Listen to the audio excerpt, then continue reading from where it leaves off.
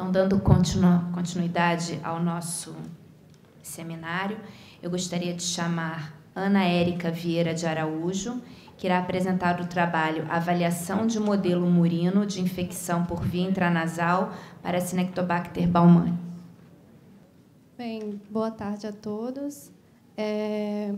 As bactérias, né, do gênero Acinetobacter, elas se apresentam principalmente como cocobacilos gram-negativos, imóveis e não fermentadores, presentes principalmente no solo e na água, e justamente por essa característica ela acabou sendo levada para o ambiente hospitalar, onde teve grande adaptação, especialmente a espécie baumannii, que hoje é caracterizada como um importante patógeno nosocomial de distribuição global, colonizando especialmente os tratos respiratório e urinários dos pacientes. E a pressão de seleção ocasionada nesse ambiente hospitalar levou ao surgimento de cepas multiresistentes a diversos antibióticos, que hoje é um grave problema de saúde pública. Diante desse problema, dessa problemática, a Organização Mundial de Saúde, no ano passado, liberou um relatório onde ela apontou os principais patógenos para os quais são necessários pesquisa e desenvolvimento de novos tratamentos. Dentre estes patógenos, a Acinetobacter baumannii foi classificado como prioridade 1, nível crítico. E, tendo em mente toda essa problemática, precisamos pensar também que, enquanto ainda não temos as ferramentas de inteligência artificial que foi apontada aqui, precisamos de modelos animais de infecção para que possamos avaliar novos tratamentos e identificação de fatores de virulência.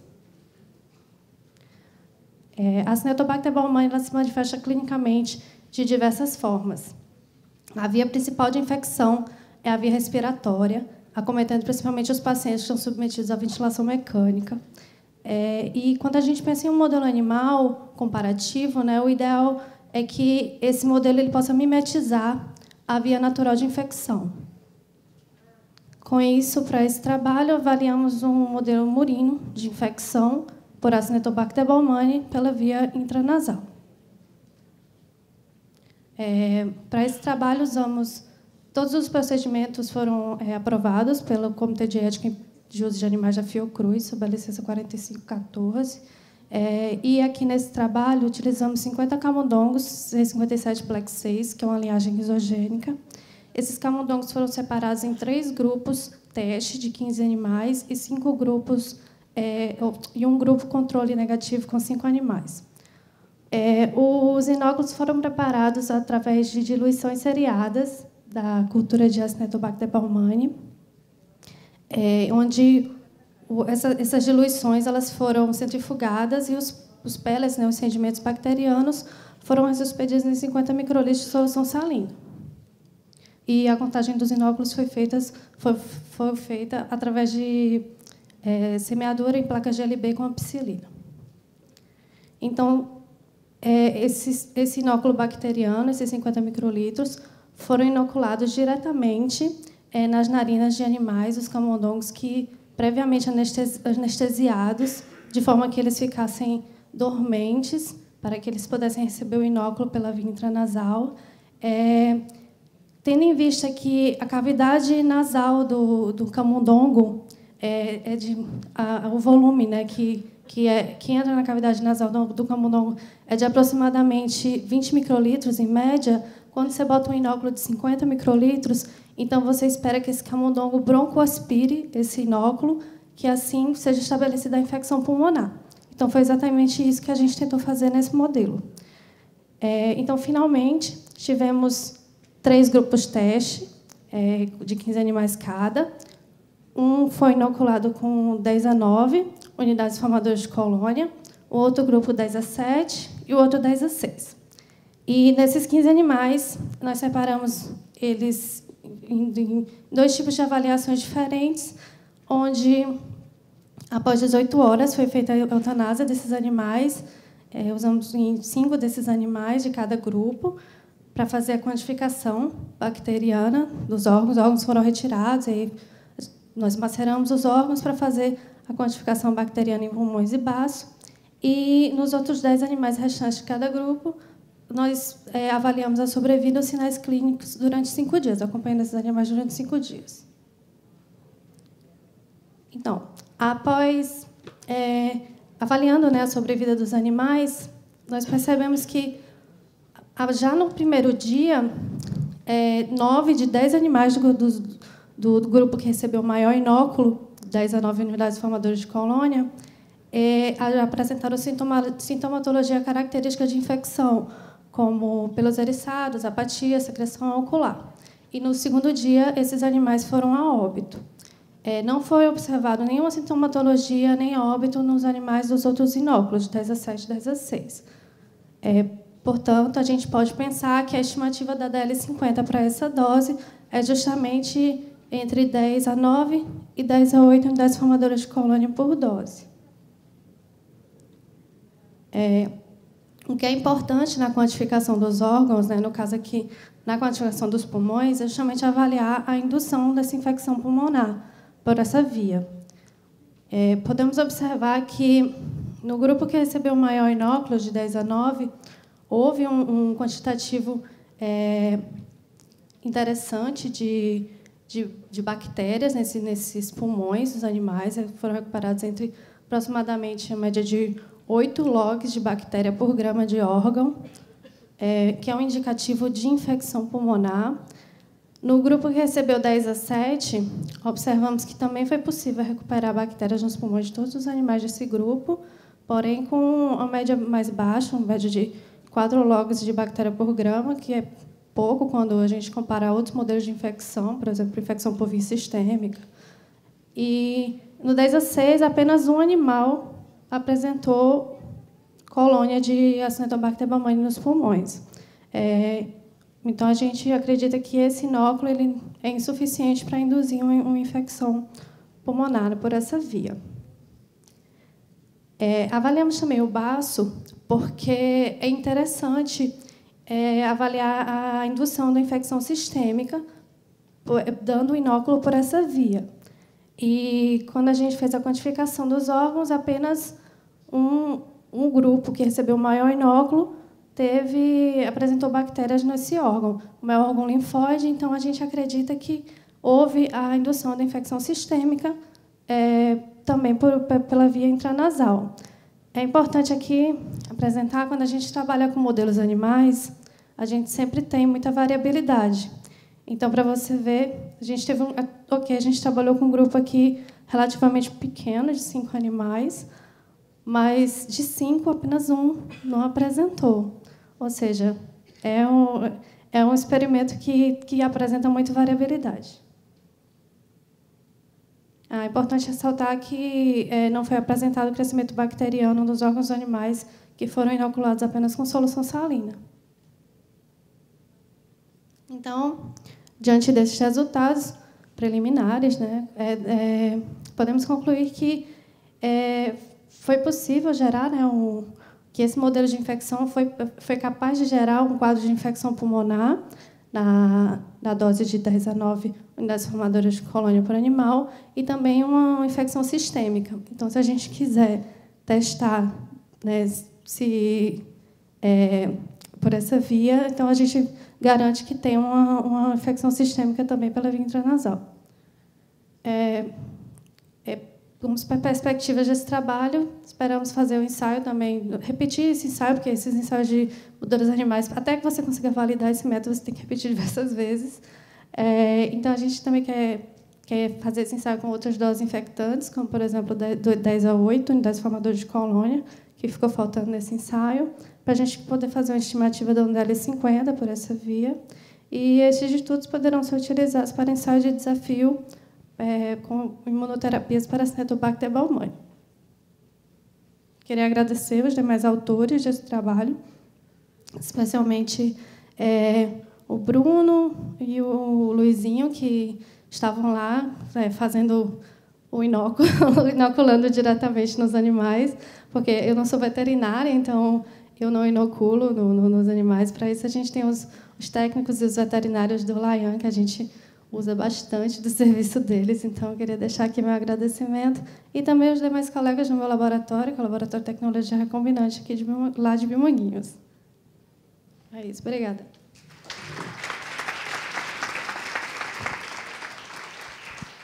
Muito obrigada. Obrigada, Ana Érica. Vamos abrir agora... Pode sentar. Vamos abrir agora para perguntas da plateia.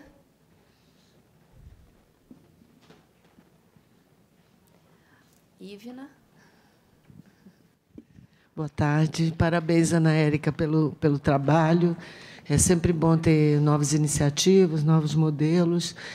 É uma curiosidade mesmo, porque eu não sei, né? A gente trabalha com outro, por exemplo, com meningo, e sabe das limitações e das necessidades que outras bactérias têm.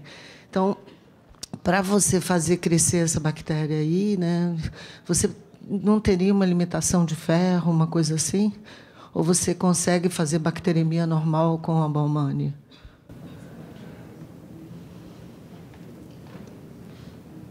Oi. Então, Ivna, a Cetobacter cresce super bem. A gente não tem nenhum problema com o crescimento. Cresce bem até demais. E em relação ao inóculo, pela via sistêmica, o que a gente observa, de acordo com os resultados que a gente tem, o que a gente observa é que quando a gente precisa de inóculos muito altos de infecção, como, por exemplo, 10A9, 10A8, são inóculos muito altos. Mas isso acontece porque o camundongo ele não é um bom modelo. Na verdade, não existe um bom modelo animal, pelo menos para... Isso não é só com a Acinetobacter, com outras bactérias, principalmente bactérias gram-negativas, que têm muito LPS na sua superfície. Então, o camundongo não é um bom modelo, então a gente precisa usar esses inóculos mais altos para induzir uma infecção. E tem com a Acinetobacter tem outros modelos na literatura. A gente está até testando um modelo de ferro, que é usado com o meningo. A gente está testando para aumentar justamente essa virulência, para que a gente possa diminuir o inóculo, porque o que se observa nas pessoas, né, assim, nos humanos, você não precisa de inóculos tão altos para induzir uma infecção. Então, como a gente tenta sempre mimetizar os modelos, então, a gente tenta diminuir essa carga de inóculo. Só que o que é usado muito na literatura é também administrar esse inóculo com mucina, que é uma proteína que aumenta a virulência bacteriana. Porém, para fazer, por exemplo, inoculação intranasal com mucina é meio que impossível, assim, porque ela tem uma característica bem gosmenta, assim, viscosa, então é difícil. É bem complicado para fazer, para colocar. Impossível, o animal vai morrer pela inoculação, não é pela bactéria, né? E então é por isso que por essa limitação a gente não testou o ferro. Então eu não sei como é que seria. De repente poderia ser interessante administrar o ferro, fazer a inoculação pela via intranasal para aumentar a quantidade de ferro circulante. Seria interessante fazer. É isso? Mais alguma pergunta?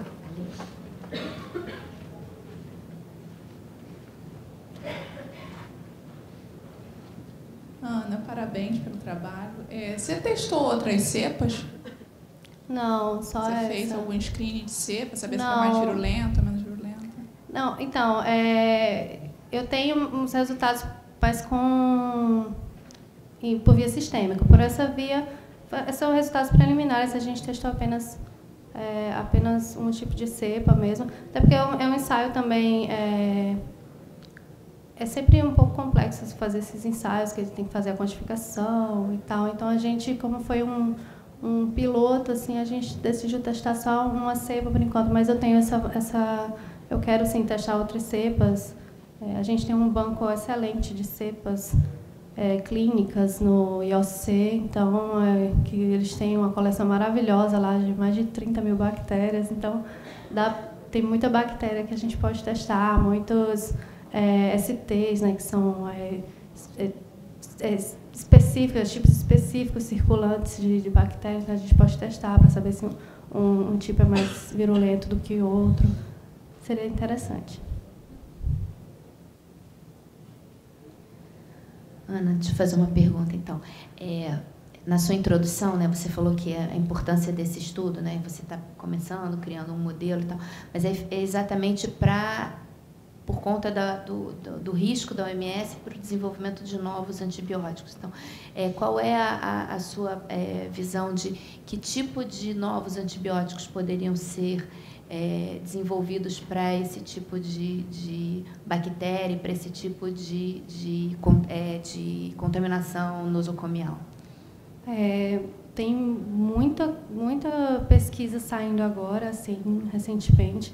Assim, dos anos para cá, realmente teve um boom.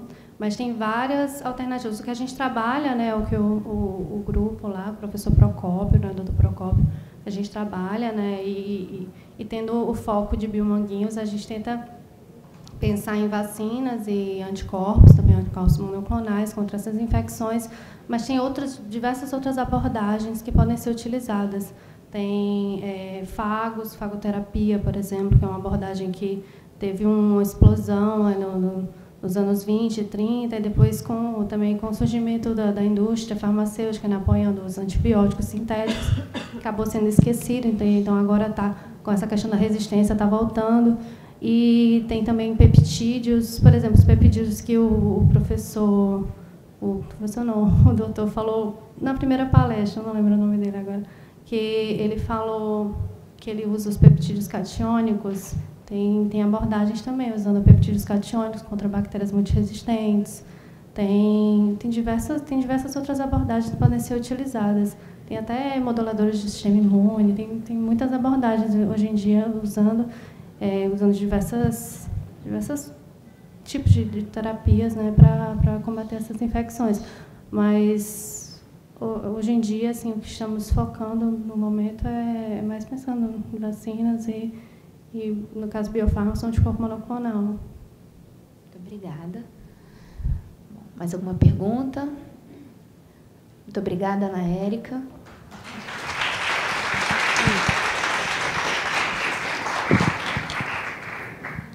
Vamos agora chamar Júlia Badaró Mendonça, que vai apresentar o trabalho Experimental Strategy for Identifying Membrane Targets to Diagnose and Treatment for Breast Cancer. Bom, boa tarde. Como ela já me apresentou, me chamo Júlia Mendonça. Eu sou aluna de mestrado do Programa de Biologia Celular e Molecular do Instituto Oswaldo Cruz. E meu projeto se baseia numa estratégia para identificação de proteínas alvo para tratamento personalizado de tumores de mama. E só como uma breve introdução, o câncer ele é caracterizado por alterações no DNA da célula, e essas mutações são caracterizadas por mutações genéticas e alterações epigenéticas que causam a desregulação na expressão de genes envolvidos, por exemplo, na proliferação, diferenciação e morte celular. Hanna e Weinberg eles descreveram as 10 capacidades para o câncer poder crescer, progredir e sobreviver. E o câncer de mama ele é o segundo tipo mais frequente no mundo, depois do câncer de pele não melanoma, e ele é considerado já como um problema de saúde pública aqui no Brasil. E dados do Instituto do INCA estimam aproximadamente 60 mil novos casos só nesse ano. Eu destaco esse gráfico. Apesar de ser um dado dos Estados Unidos, na linha verde claro, ele mostra o número de incidência de novos casos, e em verde escuro, a incidência de casos de morte. E a gente pode perceber que, ao passar dos anos, a gente não teve uma diferença significativa na diminuição nem de novos casos, nem com o número de mortes, mostrando que é preciso ações para desenvolvimento de terapêuticas e de diagnóstico para o câncer de mama. Bom, o tratamento, as pacientes elas vão à cirurgia, elas fazem radioterapia e quimioterapia, e o grande problema da quimioterapia é que ela não atinge só as células tumorais, ela atinge as células saudáveis do nosso corpo também. E existem algumas limitações para a eficácia desses fármacos, que incluem insolubilidade, a toxicidade sistêmica, a resistência a drogas e efeitos colaterais debilitantes para os pacientes. Eu listei alguns efeitos colaterais da quimioterapia. E, além disso, também dados dos Estados Unidos demonstram que é gasto $1 bilhão por ano para todo o regime terapêutico. E eu enfatizo que 70% do gasto é para os efeitos colaterais. E, com essa proposta, nós pensamos delineamos uma estratégia para a identificação de proteínas de membrana. Além delas serem alvos mais acessíveis, elas são as principais reguladoras das células tumorais. E elas estão relacionadas com vários processos oncogênicos, como, por exemplo, proliferação, adesão e migração. Mas uma coisa que deve ser levada em consideração é a expressão diferencial do tumor com o controle. Então, essas proteínas de membrana devem ser superexpressas no tumor e não ser expressas no tecido controle. E elas podem ter diferentes aplicabilidades, como um biomarcador tumoral para auxiliar no diagnóstico, como um anticorpo monoclonal, auxiliando na margem cirúrgica e também com nanopartículas de segunda geração. O meu projeto ele se baseou a partir desse artigo, que foi a administração sistêmica de nanopartículas de segunda geração em humanos. A nanopartícula de segunda geração é um carreador que pode encapsular fármacos, siRNA, anticorpos, e ele vai proteger o fármaco, isso vai ter menos toxicidade, vai ter uma estabilidade em fluidos biológicos. E o grande interessante, a grande vantagem dessa nanopartícula de segunda geração é que ela tem ligantes em sua membrana.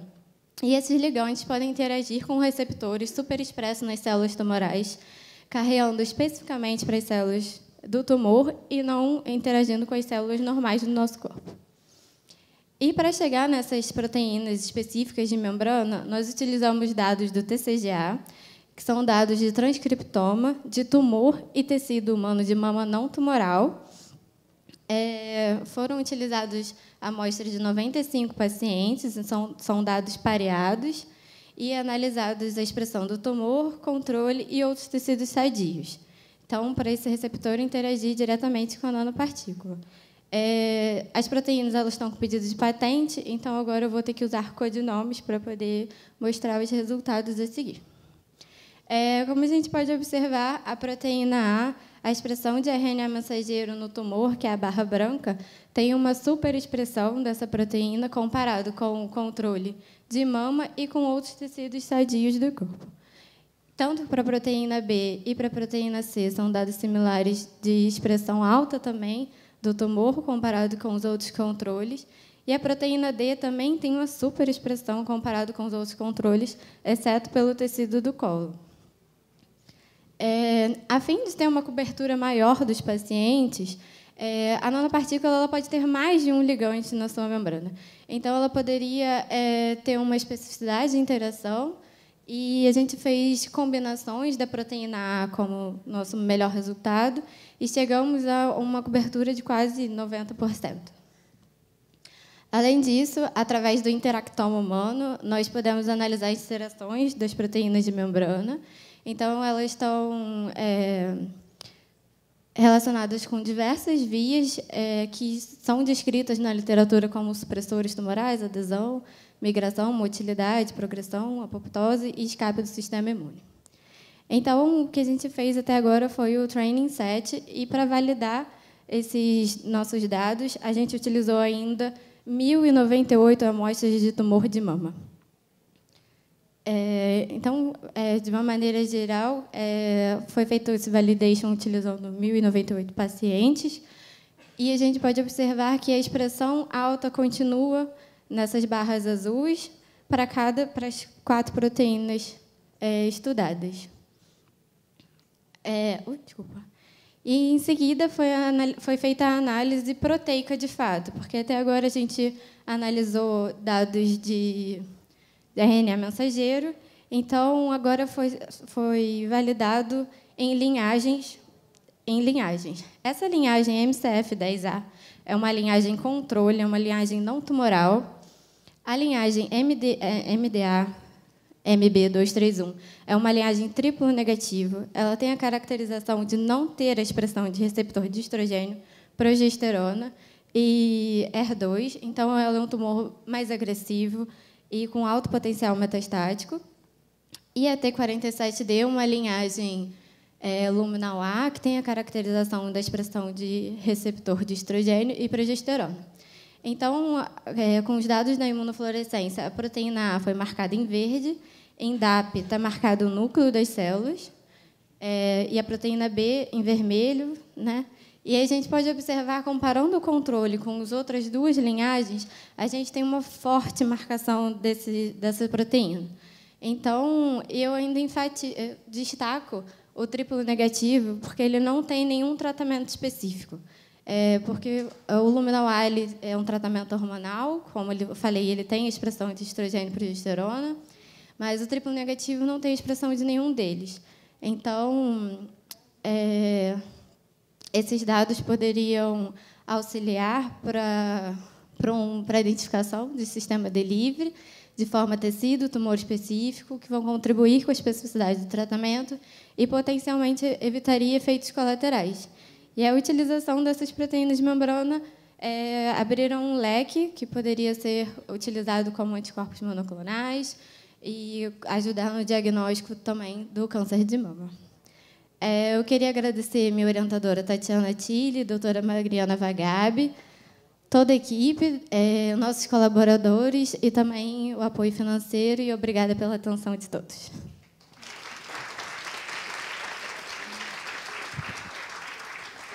Muito obrigada, Júlia.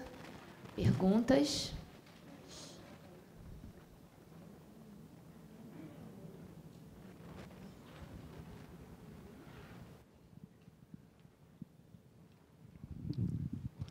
Parabéns pela apresentação, um trabalho muito interessante. Eu queria saber, essa expressão das proteínas, elas foram feitas de blocos de tumores de mama ou de doença metastática também, ou foi só do tumor primário da mama? Então, o TCGA, ele aborda todos, são dados de paciente, então nós correlacionamos com os dados clínicos, então tem tumor primário a tumor metastático. Nós separamos por cada subtipo molecular, que são os 4 subtipos, e aí que eu mostrei aquela tabela que a gente separou os pacientes dessa forma, mas a gente correlacionou com dados clínicos também. É interessante, inclusive, porque se isso é detectado, inclusive, em tumores bem iniciais, o valor diagnóstico ainda seria, e prognóstico também ainda seria bem melhor, mas seguramente com a nanotecnologia, estão de parabéns aí pelo trabalho. Tá bom, obrigada.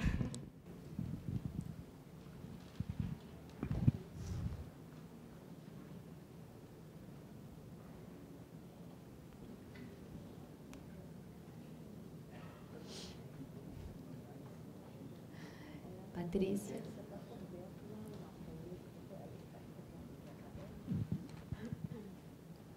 Oi, Júlia. Queria te parabenizar pela sua apresentação. Na verdade, eu não vou fazer uma pergunta, né? Vou fazer a minha propaganda. Porque eu já conheço o projeto, aliás, eu acompanho o trabalho da Tatiana, do grupo do CDTS, desde o começo. E a gente se orgulha muito de estar participando, assim, bem, de uma maneira muito intensa e produtiva, né? Todos nós. Então, vou só dizer que a gente já está fechando uma carta compromisso com o CDTS para desenvolver os anticorpos monoclonais contra essas proteínas, e isso pode ter um potencial tanto diagnóstico quanto terapêutico. Então, já é uma parceria de Biomanguinhos com o CDTS, não só na parte de anticorpos, mas a Ana Paula também orienta com a Tatiana, a Alice, para o desenvolvimento das nanopartículas que serão decoradas com os ligantes dessas proteínas. Então, a gente tem muito orgulho de estar participando, porque a gente acredita muito nesse projeto. Parabéns. Obrigada, Patrícia. Muito bom, muito bom. Bom, mais alguma pergunta? Então, agradecer de novo a Júlia. E eu acho que por hoje nós encerramos a nossa apresentação de pôsteres. Muito obrigada e aguardo todos vocês aqui amanhã, às 9 horas da manhã. Boa tarde.